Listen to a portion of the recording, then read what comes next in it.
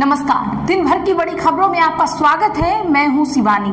आज की खबरों में बात होगी योगाचार्य बने पीएम मोदी, योग दिवस का भारी विरोध, सारे कार्यक्रम कैंसिल की, और कांग्रेस का मास्टर स्ट्रोक वोटिंग का अधिकार बनेगा मौलिक, चुनाव आयोग के खिलाफ एक्शन की, वहीं 24 घंटे में प्रधानमंत्री के इस्तीफे का दावा, 100 सांसदों ने खुला मोर्चा की, साथ ही क्यों भड़की जज लॉबी, लंदन इवेंट की पोस्ट पर बोले सीजीआई की छवि खराब की, और खबर के अंत में बात होगी राहुल ने अचानक की बड़ी मीटिंग, शाह का रडार फेल की।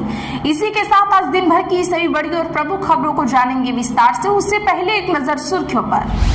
खेड़ा बोले मोदी जो बोलते नहीं थरूर वो भी सुन लेते हैं। कांग्रेस सांसद ने G7 समिट में भारतीय नाविकों का मुद्दा उठाने पर पीएम की थी तारीफ। कॉकरोच जनता पार्टी का दूसरे दिन भी प्रदर्शन जारी, शिक्षा मंत्री के इस्तीफे की मांग पर जंतर मंतर पर रात भर धरना, दीपक ने क्रिकेट खेला। इस हफ्ते 5 फैक्टर शेयर बाजार के लिए हम विदेशी निवेशक लौटे, क्या निफ्टी पार करेगा 24,500 का स्तर, अमेरिका ईरान वार्ता पर भी नजर। नए आवास में लालू राबड़ी को मिलेंगे 8 कमरे, राजद सुप्रीमो के लिए बन रहा स्पेशल रूम, मॉर्निंग वॉक के लिए गार्डन, जानवरों के लिए भी जगह। मुझे मोदी नीतीश ने बिहार का मुख्यमंत्री बनाया, अंतर्राष्ट्रीय योग दिवस पर सीएम सम्राट बोले पहले बहुत छोटे घर में रहता था, अब सीएम हाउस में रोज टहलता हूँ। उद्धव गुट के बागी सांसद आज कर सकते हैं अलग होने का औपचारिक ऐलान, डैमेज कंट्रोल में जुटे ठाकरे। योगी बोले बेटियों को छेड़ने वाला यमराज के घर जाएगा, सपा मुहर्रम ईद पर उद्दंडता कराती, कांवड़ यात्रा कृष्ण जन्मोत्सव पर रोक लगाती थी। छत्तीसगढ़ के अभनपुर में राहुल गांधी का ट्रेनिंग प्रोग्राम, धक्का मुक्की में बाहर गए चरणदास महंत, बीजेपी विधायक बोले आलू से सोना निकालना सिखाएंगे। पश्चिम बंगाल में अब बवाल करने वालों की पश्चिम बंगाल में अब बवाल फैलाने वालों की खैर नहीं, संपत्ति जब्त कर वसूला जाएगा नुकसान, सुरेंदु सरकार ला रही है सख्त कानून। पीयूष गोयल बोले प्रतिस्पर्धी बढ़त मिलने के बाद ही लागू होगा भारत अमेरिका व्यापार समझौता। राजनीति छोड़ने का मन कर रहा है, पिता का केस हारने पर दुखी हुए उद्धव के बागी सांसद ओम राजे। पिता बागी लेकिन मैं वफादार, उद्धव ठाकरे से मिलने मातोश्री पहुंची संजय दीना पाटिल की बेटी राजुल। क्या आज टूट जाएगी उद्धव ठाकरे की पार्टी, बागी सांसदों के बड़ा ऐलान पर टिकी निगाहें, यूबीटी खेमे की धड़कनें तेज। सीएम मोहन यादव को 7 गुना ज्यादा गंदा पानी सर्व किया, अधिकारी को नोटिस जारी कर मांगा जवाब।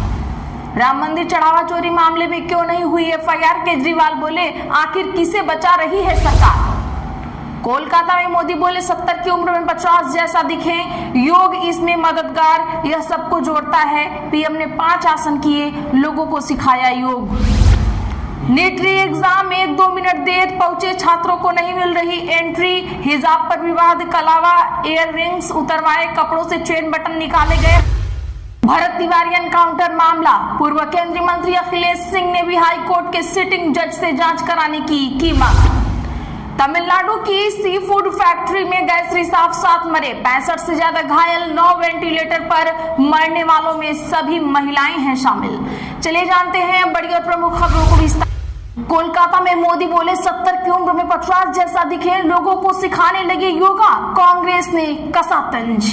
जी हाँ, पीएम मोदी आज कोलकाता में 12वें अंतर्राष्ट्रीय योग दिवस समारोह में शामिल हुए। उन्होंने कहा हमारा लक्ष्य 40 साल की उम्र में 20 साल की उम्र से ज्यादा लचीले होना, 50 साल की उम्र में 30 से ज्यादा ऊर्जावान और 70 की उम्र में 50 साल से ज्यादा स्वस्थ रहना होना चाहिए। योग दिवस का मुख्य कार्यक्रम कोलकाता के रेड रोड में हुआ है। पीएम मोदी ने हजारों लोगों के साथ योग किया।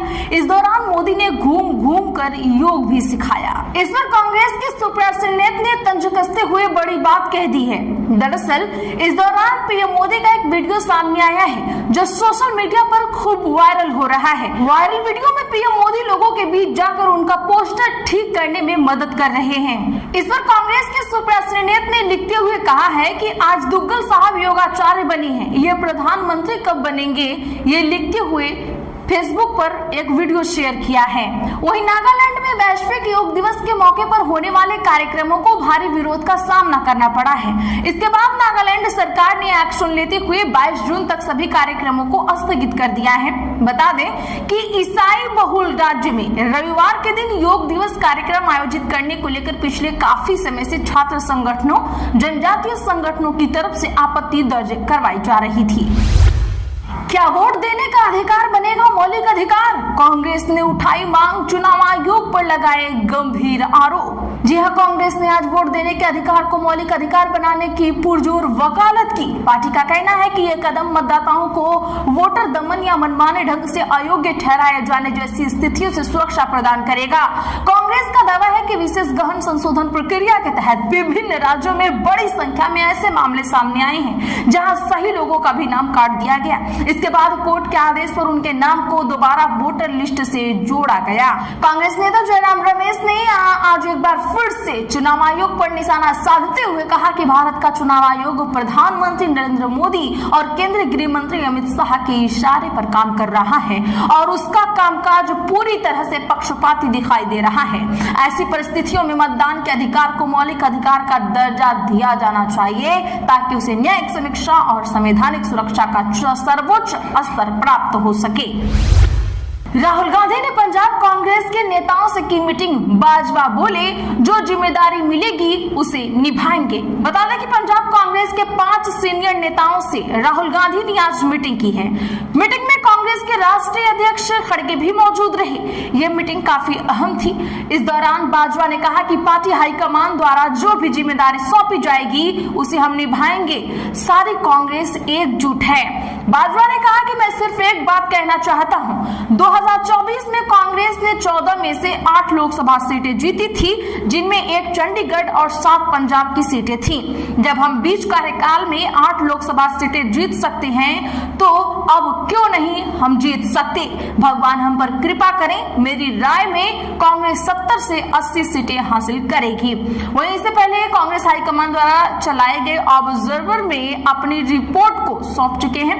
वहीं इससे पहले कांग्रेस हाईकमान द्वारा लगाए गए ऑब्जर्वर अपनी रिपोर्ट पार्टी को सौंप चुके हैं। ऐसे में अब माना जा रहा है कि अब पार्टी द्वारा नेताओं के रोल तय किए जाएंगे।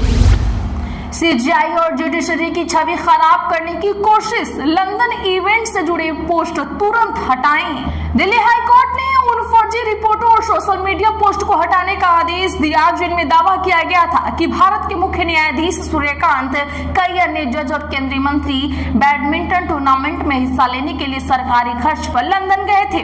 कोर्ट ने इसे गुमराह करने वाला कंटेंट बताया। जस्टिस तेजस करिया ने सरकार को आदेश दिया कि वह social media platform, search engine, digital publisher और दूसरे इंटरमीडिएट्स को नोटिफिकेशन जारी करें। इसमें उन्हें निर्देश दिया जाए कि वे 24 घंटे के भीतर गलत, दुर्भावनापूर्ण और अपमानजनक कंटेंट को हटा दें, उनका एक्सेस बंद कर दें और उसे डी इंडेक्स कर दें। कोर्ट ने आम लोगों को भी विवादित कंटेंट को किसी भी social media platform, search engine, web hosting service या डिजिटल मीडिया प्लेटफॉर्म पर अपलोड, पब्लिश, सर्कुलेट या शेयर करने से रोक दिया।